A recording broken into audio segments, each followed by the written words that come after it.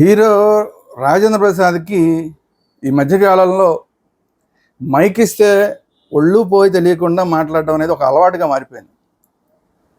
ఎవరిని గురించి మాట్లాడుతున్నాం, ఏం మాట్లాడుతున్నాం తెలియకుండా నోటికి ఏదొస్తే అది మాట్లాడడం. మొన్నైతే మరీ టూ మచ్ అయిపోయి మహిళల్ని గౌరవం లేకుండా మాట్లాడడం, అది ఇది అని మాట్లాడడం. దీన్ని రోజా గారిని నేనే తీసుకొచ్చాను ఇండస్ట్రీలోకి అని మాట్లాడడం. ఆలీ గారు ఒక మైనారిటీ విభాగానికి సంబంధించిన వ్యక్తి, ఆయన్ని లకారాలతో మాట్లాడడం, పైగా ఇదేదో మాకు అలవాటు అని చెప్పి మాట్లాడడం.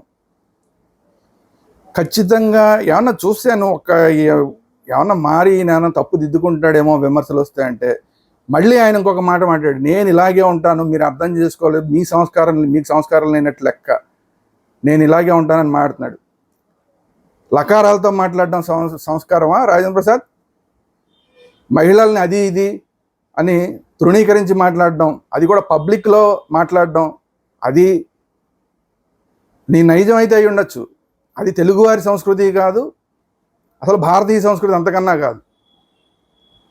కాబట్టి స్వయంగా తను ఒక నటుడయి ఉండి తన తోటి నటుల్ని, మహిళలని, మైనారిటీ నటుల్ని కూడా ఇంత దుర్మార్గంగా మాట్లాడిన రాజేంద్ర ప్రసాద్ని ఇమీడియట్గా మూవీ ఆర్టిస్ట్ అసోసియేషన్ నుంచి బహిష్కరించాలి.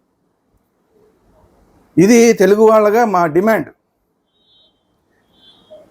ఎందుకంటే తన తోటి నటులనే గౌరవించలేని వాడికి నటుల సంఘంలో అసలు ఈయనకి ఎలా ఉండటానికి అర్హత ఉంటుంది? పైగా ఈ మహానుభావుడు ఇంతకుముందు ప్రెసిడెంట్గా కూడా చేశాడు. సరే, గొప్ప నటుడు అవన్నీ అయ్యి ఉండొచ్చు, సీనియర్ నటుడు అవన్నీ అయ్యి ఉండొచ్చు. ఇప్పుడు పైత్యం పెరిగిపోయింది, వయసు ముదిరిపోయి పెరిగిపోయిందో ఎందుకు పెరిగిపోయిందో తెలియదు. తన తోటి నటుల్ని తృణీకరించి మాట్లాడడం ఏదైతే చేస్తున్నాడో ఇది ఎట్టి పరిస్థితుల్లోనూ ఆర్టిస్టుల గౌరవానికి భంగకరమైన విషయం. ఖచ్చితంగా మూవీ ఆర్టిస్ట్ అసోసియేషన్ దీన్ని సీరియస్గా తీసుకుని మాలో నుంచి రాజేంద్ర ప్రసాద్ని తొలగించాలి. ఇది తెలుగు వాళ్ళ డిమాండ్.